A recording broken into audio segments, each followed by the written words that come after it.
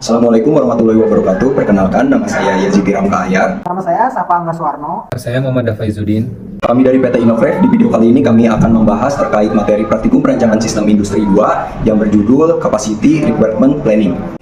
Oke, pertama-tama saya akan membahas tentang apa itu Capacity Requirement Planning. Jadi Capacity Requirement Planning atau CRP merupakan sebuah proses perencanaan yang dilakukan oleh sebuah perusahaan untuk menentukan kapasitas yang mereka butuhkan dalam melakukan sebuah produksi dengan mempertimbangkan kapasitas yang tersedia. Bang, apa sih input proses dan output CRP? Aku coba cari di M-Banking, nggak ada, kata Ilham. Oke Ilham, aku bantu jawab ya. Jadi untuk inputnya dari CRP ini, yang pertama itu ada routing sheet, kemudian yang keduanya ada plan order release. Kemudian untuk prosesnya ini ada 6. Jadi yang pertama itu ada analisis permintaan, yang kedua ada estimasi kebutuhan kapasitas, yang ketiganya itu ada evaluasi kapasitas, yang keempat ada identifikasi kekurangan kapasitas, dan yang kelimanya itu ada yang kelimanya itu ada pengembangan rencana tindakan, kemudian yang terakhir itu ada implementasi dan monitoring. Dan untuk output dari CRP-nya ini yaitu rencana kebutuhan kapasitas. Baik, selanjutnya yaitu tujuan dari CRP atau Capacity Requirement Planning, yang dimana memiliki tujuan untuk memastikan bahwa kapasitas produksi perusahaan itu cukup untuk memenuhi kebutuhan produksi dan juga permintaan pelanggan, sehingga operasi perusahaan ini dapat berjalan dengan lancar, efisien, dan juga tepat waktu. Kemudian selanjutnya yaitu hubungan antara CRP dan MRP. Kedua ini memiliki hubungan yang dimana MRP sendiri yaitu untuk mengetahui apa saja yang harus diproduksi dan kapan harus diproduksi, sedangkan CRP itu menentukan apakah kapasitas produksi yang ada itu memenuhi kebutuhan tersebut atau tidak. Oke, masuk pada materi tentang tahapan dalam Capacity Requirement Planning atau CRP, yaitu tahapan pertama menganalisis permintaan, di mana menganalisis pola permintaan masa depan berdasarkan data historis. Tahapan yang kedua yaitu mengestimasi kebutuhan kapasitas, di mana menghitung jumlah kapasitas yang diperlukan untuk memenuhi permintaan yang diantisipasi. Tahapan yang ketiga yaitu evaluasi kapasitas yang ada, di mana mengevaluasi kapasitas yang ada dalam organisasi, yang mana meliputi tenaga kerja, peralatan, dan fasilitas. Tahapan yang keempat yaitu identifikasi kekurangan kapasitas, di mana jika kapasitas yang ada tidak mencukupi untuk memenuhi permintaan yang diantisipasi.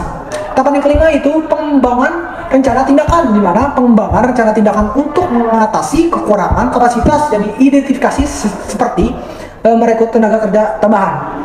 Tahapan yang keenam yaitu implementasi dan monitoring, di mana melaksanakan rencana tindakan yang telah dikembangkan dan terus memantau dan mengevaluasi kapasitas. Dan selanjutnya materi tentang apa yang terjadi ketika kapasitas produksi melebihi kapasitas perusahaan, di mana akan terjadi overheat dan biaya operasional meningkat, sebab kapasitas produksi yang tidak digunakan sepenuhnya dapat mengakibatkan peningkatan biaya operasional. Dan yang kedua itu penurunan efisiensi operasional, sebab produksi melebihi kapasitas perusahaan dapat mengganggu aliran kerja dan efisiensi operasional. Dan yang ketiga itu stres pada karyawan, sebab pekerjaan berlebihan dan tekanan yang tinggi dapat menyebabkan stres pada karyawan.